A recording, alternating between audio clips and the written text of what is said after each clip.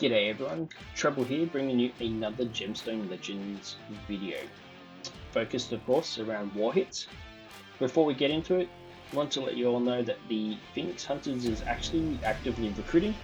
If you've got a 130 attack power or higher, have a decent roster, enjoy wars, and love learning the game, come hang out with us. We've got some legends such as T-Bone, Spock, Sid, Latimer, Sarah, and we've got our fearless leader Odin at the helm, of course.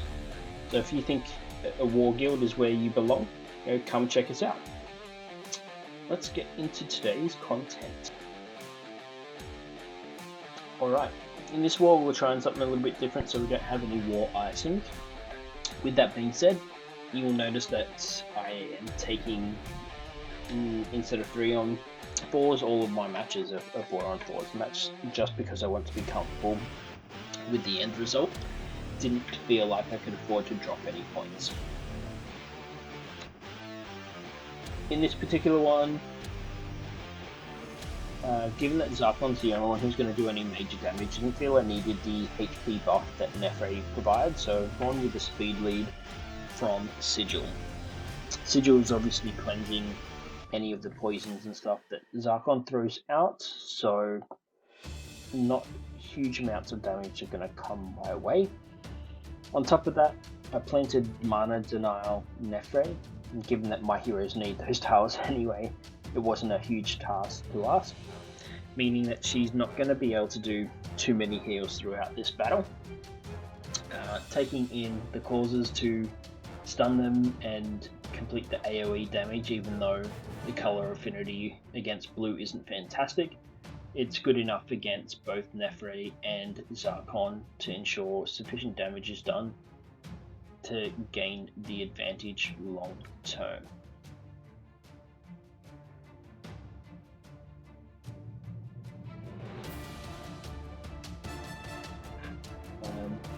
I find that it can be useful to take out Zarkon or any of the DPS that you come across when you're coming across these double res teams early. Reason being is that late in a war you don't want Nefre resing somebody when you've got increased damage. So if you can take them out early enough, you're going to set yourself up for a lot more success later on.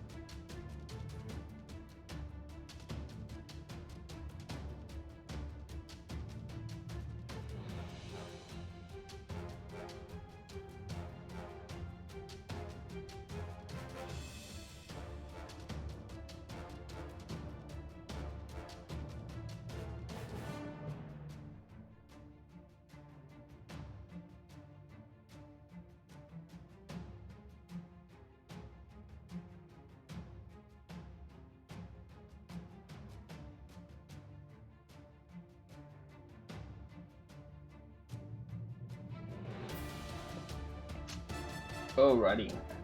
For this particular hit, got smacked with the swamp, so taking Boggers as a speed lead gets thrown out the window. That's okay.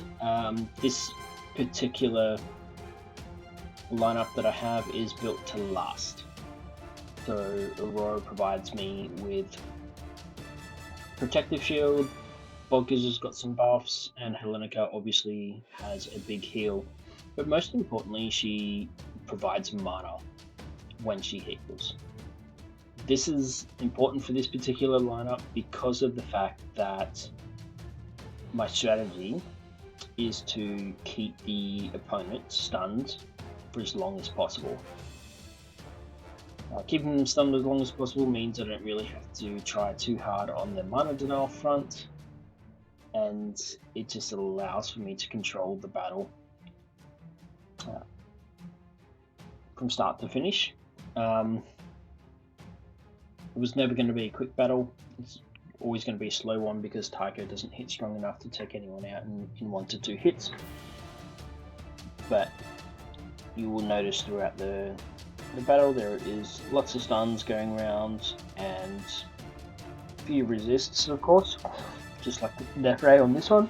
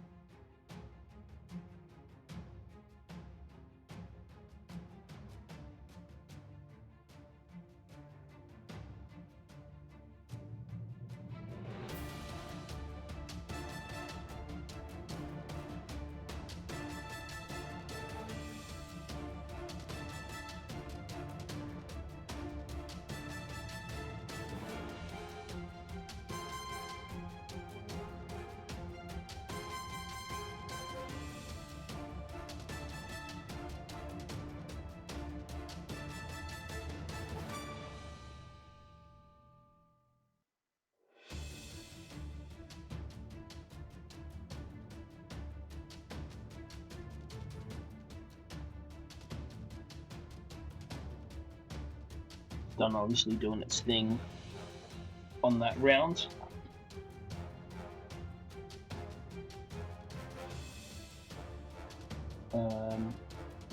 After Nefrid and her passive goes off, the pressure then really starts to build for Leo. If you can, aim to take out multiple players at the same time. Once Nefre's res is gone, then do so. It just makes the rest of the battle so much easier.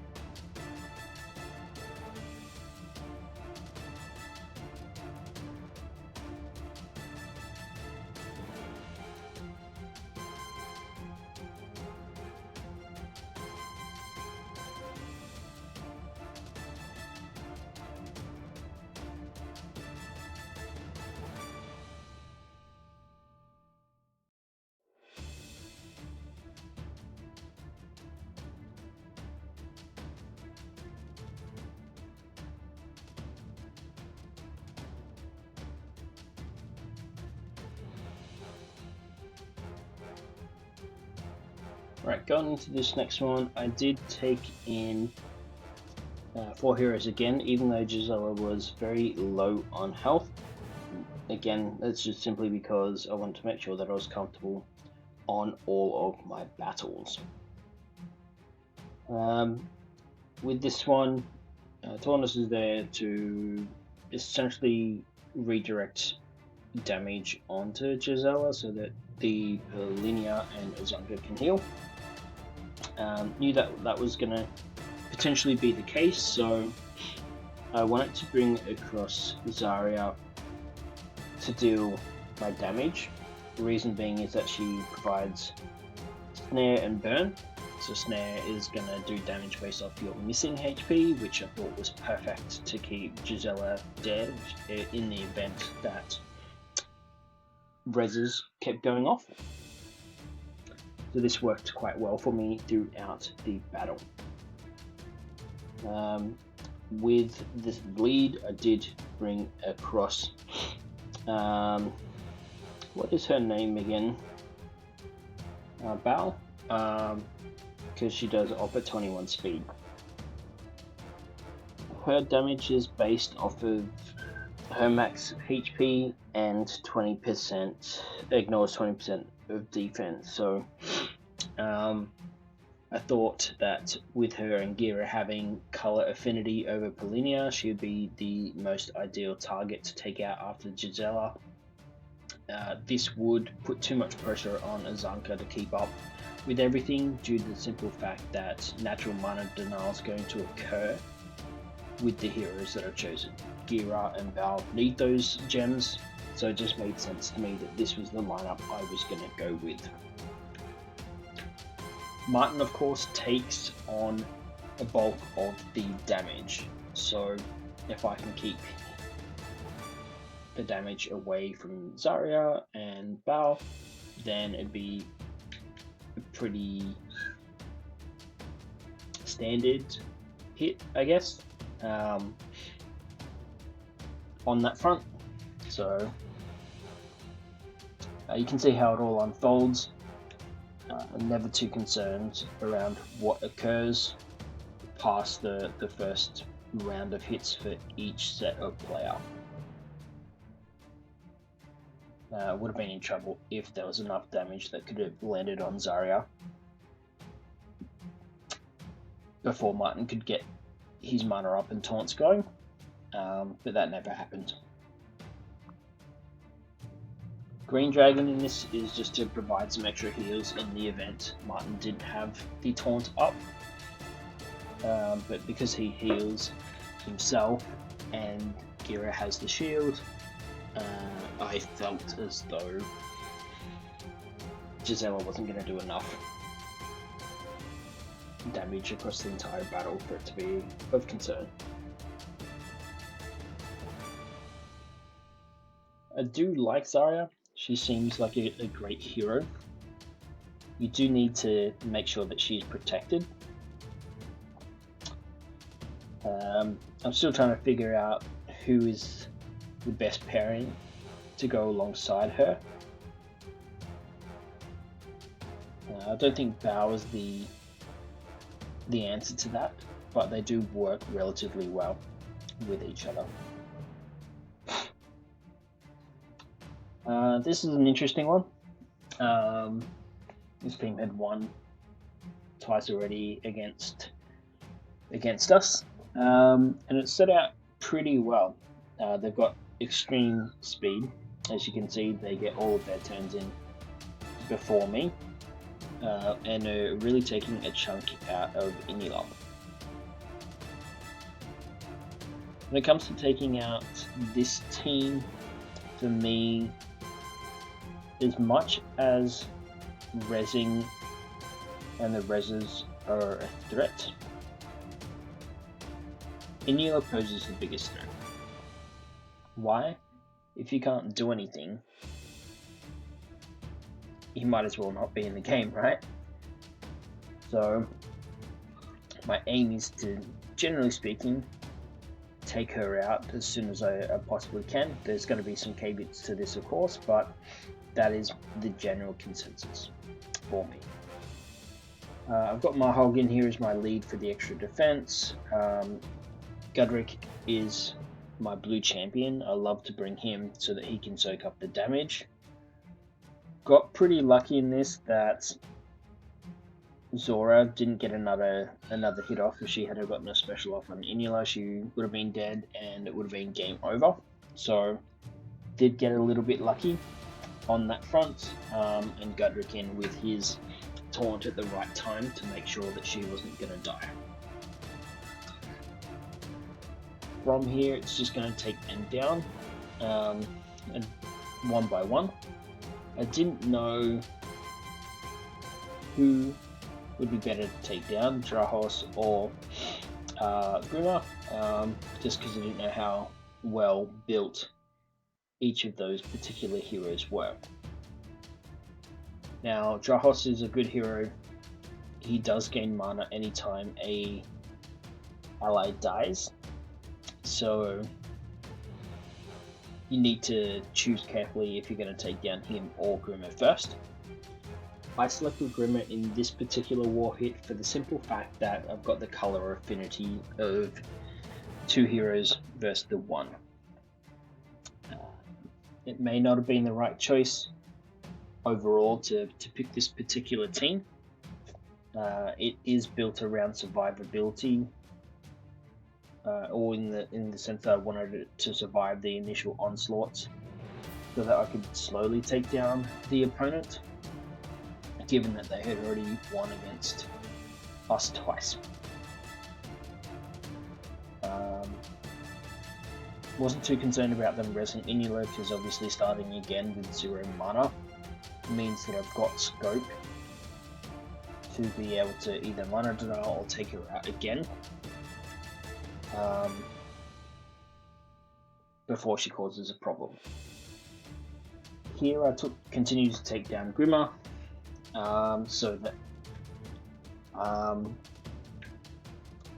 Drahos's mana would again be reset.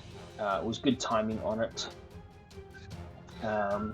given that he was asleep. I should have gone for Zora with that hit and not for Drahos. I don't know why I did that. I obviously didn't think it through clearly enough. That can be costly at times. I was lucky enough that it wasn't in this instance. Again, taking down Grima now instead of Drahos was another silly move. I should have taken him down. I realized my mistake from before, and I then started working on Zora.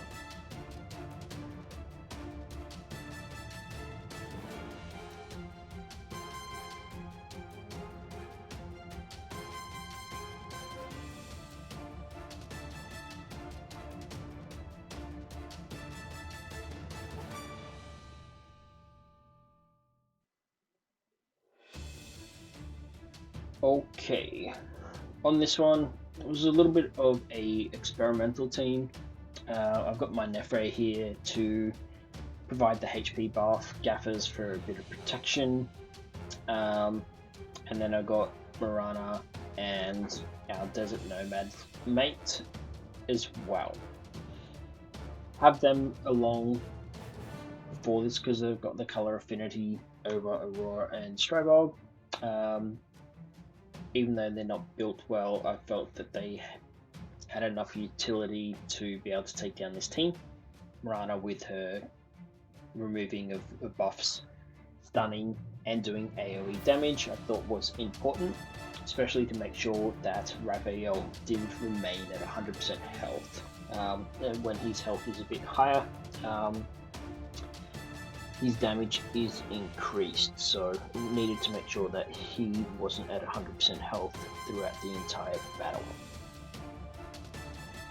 60% increase in damage is what he gets if he's at 100% health, so you definitely want to pull him down, even if it's just a little bit.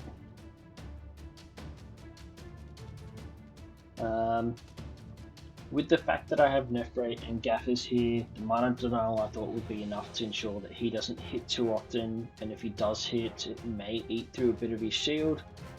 The enemy's going to hit Gaffers primarily, on this rather than my green heroes. So all I need to worry about on my green heroes was making sure that Mirana didn't die from her own burns.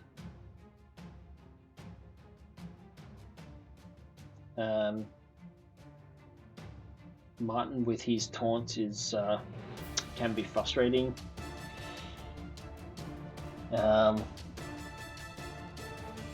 So perhaps I should have brought along somebody who does a little bit more cleansing than Mirana, just to get through the damage, but at this point in time I didn't feel as though my Billie Eilish was geared well enough either. So on all accounts, I need to work on their gear.